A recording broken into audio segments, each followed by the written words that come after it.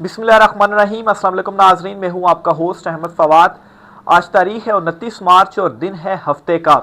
दो धमाका खेज खबरें आपके साथ आज की व्लॉग में शेयर करूंगा। पहली खबर तो ये है कि इमरान खान साहब की रिहाई के लिए जो कोशिशें की गई और ट्रंप की कंपेन के दौरान ट्रंप को जो सपोर्ट मुस्लिम कम्युनिटी की जानिब से फराहम की गई और इमरान खान की रिहाई का मामला सामने रखा गया, इस पर आज ट्रंप ने ऐलान किया है कि वो वादा में अपना पूरा करूंगा। ये मुस्लिम कम्युनिटी से ट्रंप ने आज खिताब किया है और इस खिताब में कहा है। कुछ एक्सक्लूसिव डिटेल्स आपके साथ में शेयर करूंगा। ये खिताब कहां पर हुआ और क्या कहा और कब इन वादों की तरफ ट्रंप आएगा। और दूसरी जो खबर आपके साथ शेयर करनी है वो ये है कि इमरान खान साहब को जो नोबल इनाम के लिए नामजद किया गया है, इसके अफेक्ट्स क्या होंगे। नामजद तो इमरान खान साहब को कर दिया गया, कल ये खबर जो है वो हर तरफ फैल गई, लेकिन इस व्लॉग में हम इससे आगे की बात करेंगे कि इस नामजदगी का इमरान खान साहब को फायदा क्या होगा और आलमी सतह पर क्या जो एक प्रेशर है वो बिल्डअप होगा इमरान खान साहब की रिहाई के लिए सिर्फ इस एक नामजदगी से। क्योंकि इस नामजदगी के बाद बहुत सारी जो चीजें हैं या आलमी सतह पर भी अगर इमरान खान साहब के हवाले से कोई गलत परसेप्शन थी तो वो परसेप्शन भी खत्म हो जाएगी। कुछ एक्सक्लूसिव डिटेल्स आपसे इस वाले से भी शेयर करूंगा और आखिर में मैं आपको ये भी बताऊंगा कि एक थ्योरी थी अफगान कार्ड और अफगान कार्ड के बाद ईरान कार्ड के हवाले से। अफगान के बाद अब ईरान कार्ड भी फारिग हो गया है क्योंकि अमेरिका ने ईरान ने बल्कि अमेरिका के साथ जो है वो बातचीत करने की जो हामी है वो भर ली है। इससे पहले जो अफगान कार्ड था वो ये था जी कि अफगानिस्तान के साथ जो है वो लड़ेंगे, असले अमेरिका का वापस करेंगे तो हमें जो सपोर्ट है वो मिलेगी, लेकिन उनके साथ तो डायरेक्ट ट्रंप इंतजामिया ने जो मुज़ाकरात हैं वो शुरू कर दिए और उन्होंने हामी भर लिया कि हम खुद ही आपको असला वापस कर देंगे। तो ये कार्ड फारिग हो गया। ये ईरान कार्ड क्या था और ये कैसे फारिग हुआ है इस पर भी तफसीलात आपके साथ में शेयर करूंगा। सबसे पहले तो जी आपको मैं बताता हूँ कि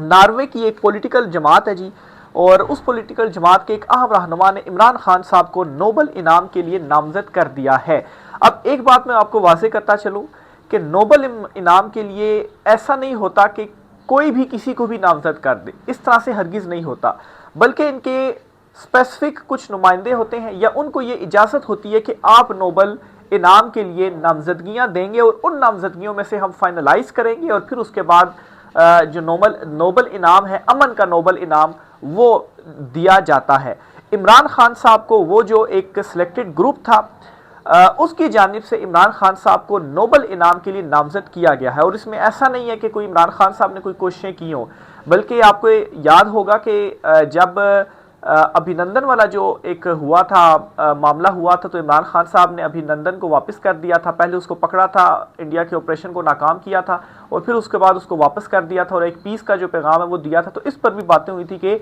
नोबल इनाम इमरान खान साहब को मिलना चाहिए। तो खान साहब ने उस वक्त भी मना कर दिया था कि उन्हें और बहुत सारे लोग हैं उनको नोबल इनाम जो है वो देना चाहिए। तो इमरान खान साहब की जो मकसद है, जो इंटेंशन है, वो नोबल इनाम से तो बहुत ज़्यादा ही है, लेकिन ये खुद इमरान खान साहब को जो नामजद है वो उनकी जानिब से किया गया है। और इस नोबल इनाम की नामजदगी, और अगर इमरान खान साहब को नोबल इनाम मिलता है, चले मिलने को भी छोड़ दें, नामजद होना भी एक बहुत बड़ी अचीवमेंट होती है कि आपको खुद से कोई उनके जो नुमाइंदे हैं वो नोबल इनाम के लिए नामजद करें। अब इससे इम्पैक्ट क्या बनेगा? इससे एक इम्पैक्ट तो ये बनेगा जी कि वो इमरान खान जिसको दुनिया नोबल इनाम के लिए नामजद कर रही है, पाकिस्तान में उसके ऊपर 200 से ज़्यादा जो मुकदमे हैं और वो इस वक्त जेलों में है। फिर जी ये कि आलमी दुनिया में इमरान खान साहब के मौक़िफ़ को मज़ीद जो पजीराई है वो मिलेगी। और एक इमरान खान साहब के हवाले से चूंकि दूसरी साइड पर भी तो लॉबिंग की गई और इमरान खान को क्या कुछ बनाकर पेश जो है वो किया गया, बाद में हकीकत तो आया हो गई, लेकिन अब भी अगर इमरान खान साहब के हवाले से किसी किस्म की भी कोई अगर नेगेटिविटी थी भी, आलमी दुनिया की मैं बात कर रहा हूँ, तो या जो लोग ही चाहते थे कि इमरान खान जो है आलमी सतह पर भी वो ना आए, अगर ये आ गया तो जो एक प्रोपेगेंडा किया गया था जी ये तो तालिबान खान है या ये तो मजहबी इंतहा उसके ऊपर है और ये तो ये इस किस्म के जो बयानात है वो दे रहा है, तो इसको नहीं आना चाहिए। तो वो चीज़ को काउंटर करने में भी इस नामजदगी में जो मदद है वो मिलेगी कि उनके सामने एक क्लियर पिक्चर आएगी कि वो बंदा जो नोबल इनाम और वो अमन का जो नोबल इनाम है उसके लिए नामजद हो रहा है। तो ये जो सारी चीज़ें उन तक पहुंचाएगी ये महज एक प्रोपेगेंडा है, क्योंकि जो विल्सन ने भी जो बिल इमरान खान साहब की रिहाई और आर्मी चीफ पर पाबंदी से मुतल्लिक पेश किया गया, उसमें जो विल्सन ने भी इमरान खान साहब की कुछ चीज़ों के ऊपर एतराज़ किया था। हालांकि वो चीज़ें उस तरह से नहीं थी, लेकिन फिर भी जो विल्सन ने एतराज़ किया था, ख़ास तौर पर जो रूस के हवाले से इमरान खान साहब का मौक़िफ़ था, या जो इमरान खान साहब रूस में गए थे और फिर उसके बाद उसी दिन जंग का जो है वो ऐलान कर दिया गया था और यूक्रेन पर जो अटैक था वो किया गया था, तो उसमें उसने ये बात कही है कि इस मामले में मैं मुखालिफ हूँ, मेरा कोई डिफरेंट मौक़िफ़ है, लेकिन उसके बावजूद भी वो जो बिल है वो जो विल्सन की जानिब से पेश किया गया। तो इस किस्म की जो गलत फहमियाँ, जो प्रोपेगेंडा इस नामजदगी से उससे काउंटर करने में बड़ी जो मदद है वो मिलेगी। नहीं तो इमरान खान जो है वो बहुत आगे निकल चुके हैं इन नोबल इनाम वगैरह के मामले से। इसकी एक एग्जांपल में वो अभिनंदन वाले मामले पर आपके साथ शेयर कर चुका हूं जी। दूसरी जो खबर आपके साथ शेयर करनी है जी, ट्रंप की जानिब से कल एक इफ्तार डिनर दिया गया और इसमें जो मुस्लिम कम्युनिटी थी उससे ट्रंप की जानिब से जो खिताब है वो भी किया गया और इस खिताब में ट्रंप ने ये बात कही है कि मुस्लिम कम्युनिटी के साथ जो मैंने कमिटमेंट्स की थी, जो मैंने वादे किए थे, इन पर मैं अमल करूंगा। और उनमें से एक जो वादा था वो इमरान खान साहब की रिहाई से मुतल्लिक था और पाकिस्तान में जमहूरियत की बहाली से मुतल्लिक था, क्योंकि जो ओवरसीज़ पाकिस्तानी है, जो मुस्लिम कम्युनिटी है, ये बहुत पहले ही जब ट्रंप अमरीकी इलेक्शंस हो रहे थे तो उस वक्त जो कंपेन अमरीका में ट्रंप चला रहा था, तो जो कम्युनिटी थी ओवरसीज़ पाकिस्तानी मुस्लिम कम्युनिटी थी, उन्होंने ट्रंप की हिमायत इस वजह से की थी, इवन के ट्रंप की जो कंपेन्स थी उसमें भी इमरान खान के जो पोस्टर्स थे वो उठाए गए और इमरान खान के पोस्टर्स पर जो वोट है वो डाला गया लोगों की जानिब से, मुस्लिम कम्युनिटी की जानिब से ट्रंप को। और वो इस वजह से कि ट्रंप तक इमरान खान की रिहाई और इमरान खान के ऊपर जो मुकदमात और जाली मुकदमात है, ये सारा जो मामला है, प्रेजेंटेशन है, वो उस तक पहुंचाई गई थी। वैसे ही तो जो रिचर्ड ग्रेनेल है, जो इतना अहम पर्सन है ट्रंप की कैबिनेट में, उसने ट्वीट्स नहीं की थी फ्री इमरान खान की। और फिर जो विल्सन जो कोशिशें कर रहा है वो ही भी यूं ही जो कोशिशें हैं वो नहीं की जा रही थी। लेकिन बरह रास्त ट्रंप की जानिब से अभी तक कुछ जो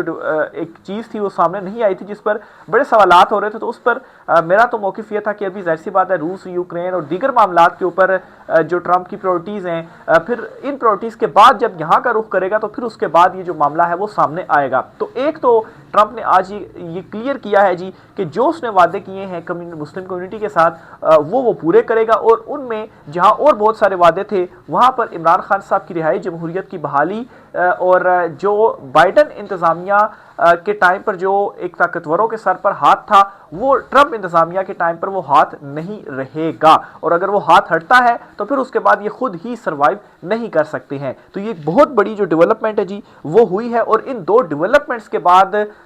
यहाँ पर पैनिक मजीद बढ़ चुका है। और ये दोनों डेवलपमेंट्स हुई हैं, यहाँ पर एक बम शेल की तरह आकर जो ताकतवर हैं जी इनके ऊपर गिरी हैं कि जो भी इनका प्लान होता है, जो भी ये लॉबिंग करने की कोशिश करते हैं, उनमें इनको नाकामी होती है। अभी देखें ना, रिसेंटली क्या कुछ जो है वो थ्योरी सामने आई कि अब जो ताकतवर है जी वो ओवरसीज़ कम्युनिटी को अप्रोच कर रहे हैं कि आप वो जो बिल वाला है मामला, जो विल्सन है, उससे आप पीछे हट जाएं, क्योंकि दूसरी तरफ ये भी अपनी लॉबिंग कर रहे हैं। तो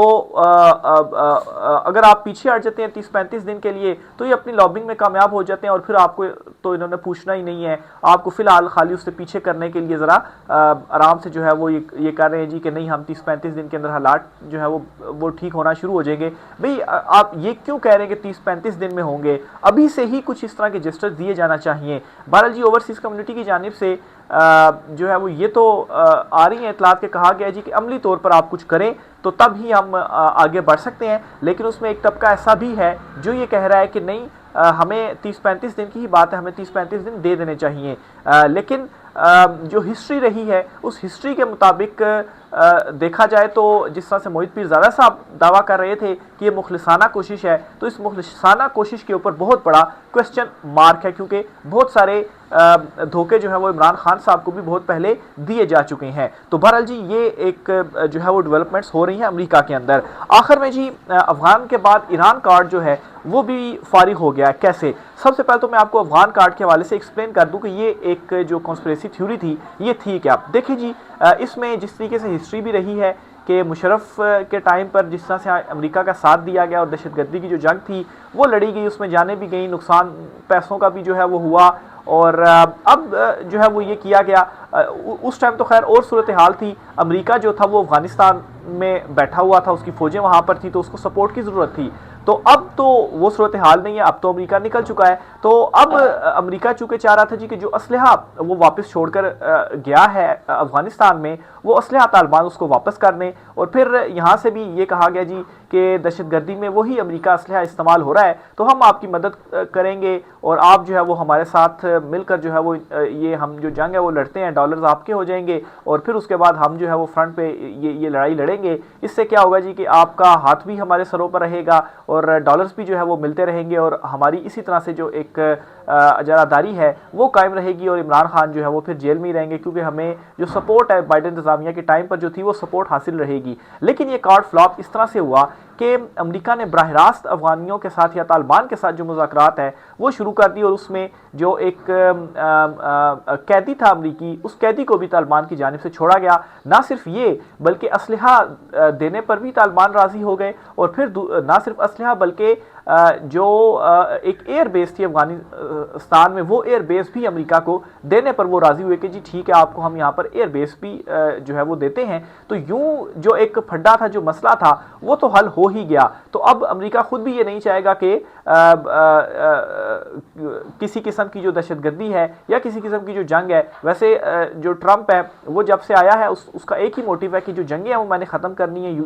रूस और यूक्रेन का जो मामला है वो भी वो ख़त्म कर रहा है, और फिर इस खिते के अंदर किस तरह से वो ये चीज़ें होने दे सकता था। तो ये जो कार्ड था जी वो फ्लॉप हो गया, और इमरान खान साहब पहले भी ये कहते थे जी कि अफगानों के साथ सिफारती और सियासी सतह पर जो ताल्लुकात हैं, जो मामलात हैं, वो हल होने चाहिए, ना कि दूसरे तरीके से हल होने चाहिए। तो अब जी ईरान कार्ड के हवाले से भी आ रहा है कि ये कार्ड भी फ्लॉप हो चुका है, फारिग हो चुका है। ईरान कार्ड के हवाले से क्या कॉन्स्पिरेसी थ्योरी है जी कि वो क्या था? देखें, इस वक्त ईरान और अमेरिका का जो एक इशू है वो भी काफ़ी टाइम से चल रहा है, और ईरान जो है वो बिल्कुल पीछे हटने का नाम भी इस पर नहीं ले रहा। तो इसमें ये एक था जी कि ईरान के साथ अगर कुछ अमेरिका की तरफ से कुछ जो है वो ख़तरनाक किस्म के स्टेप्स उठाए जाते हैं, खौफनाक किस्म के स्टेप्स उठाए जाते हैं, या कुछ शिद्दत जो है वो आती है, तो इसमें पाकिस्तान की जो स्टैंडिंग है वो कहाँ पर होगी? तो इसमें जी ये था कि ईरान वाले मामले के ऊपर जी ठीक है, हम फिर अमेरिका के साथ जो है वो खड़े हो जाते हैं, इस तरह से उनकी जो सपोर्ट है अब वो हमें हासिल हो जाएगी। लेकिन अब डेवलपमेंट ये हुई है जी कि ईरान खुद राज़ी हो गया है अमेरिका के साथ टॉक्स के ऊपर, मुज़ाकरात के ऊपर। तो मुज़ाकरात का मतलब ये है कि जो एक अग्रेसिव माहौल बन रहा था या रवैया बनता जा रहा था, उसमें कमी हुई है। और टॉक्स का मतलब ये है कि दोनों तरफ से टॉक्स होंगी, और फिर जो मामलात हैं, जिस तरह से ट्रंप ने शुरू में कहा था जी कि जंगें नहीं होंगी, जंगें ख़त्म करने के लिए आया हूँ और टॉक्स के ज़रिए चीज़ों को हल करूँगा। तो अफ़गान हो गया, रूस और यूक्रेन वाला मसला हो गया, पूरे यूरोप के सामने अमेरिका खड़ा हो गया। लेकिन ट्रंप ने जो अपनी एक वो कमिटमेंट थी या जो उसका एक एजेंडा था उसको उसने पूरा किया। तो ईरान के साथ भी वो इसी तरह से अब मुज़ाकरात के ज़रिए जो चीज़ें हैं वो हल करने जा रहा है। तो यूँ एक ईरान कार्ड जो है वो भी फ्लॉप हो चुका है, वो भी फारिग हो चुका है मेरी नज़र में। तो ये इस हवाले से एक और जो बड़ी डेवलपमेंट थी कि आलमी सतह पर भी किसी किस्म की जो ये मुंतखब रजीम है इसे सपोर्ट हासिल नहीं हो रही। और अप्रैल का महीना इस वजह से इम्पॉर्टेंट है कि अप्रैल के महीने में बहुत बहुत बड़े फैसले इस खित्ते से मुतल्लिक होने जा रहे हैं, जहाँ पर ट्रंप जो है वो इस तरफ का भी रुख करेगा। और यहाँ का जब रुख किया जाएगा उस दौरान अगर आप डेवलपमेंट्स देखें, अप्रैल के महीने में जो पीटीआई तहरीक चलाएगी, लॉन्ग मार्च चल रहा होगा बलूचिस्तान में, अपोजिशन जमातें जो है वो इस मुंतखब हुकूमत के अगेंस्ट होंगी, वो नए इलेक्शंस की बात कर रही होंगी, अवाम जो है वो आपके साथ नहीं है, और जुल्म जबर फस्तायत इतना हो चुका है, उसके जो चीज़ें हैं वो सामने आ चुकी हैं।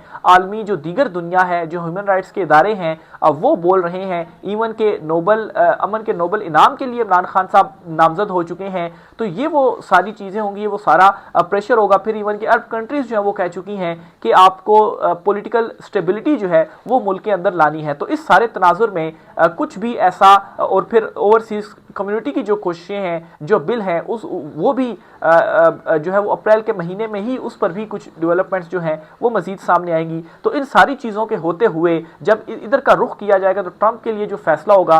करना कि क्या करना चाहिए, इस मुंतखब रजीम के साथ जाना चाहिए इमरान खान साहब की रिहाई के लिए, या जो एक इनके ऊपर दबाव है वो डाला जाना चाहिए, तो बड़ा ईजी जो डिसीजन है वो उस वक्त हो जाएगा। तो इस वजह से 30 से 35 दिन भी मांगे जा रहे थे कि हम अपनी वहाँ पर लॉबी तेज़ फेस करके और वहाँ से कोई जो रिलीफ है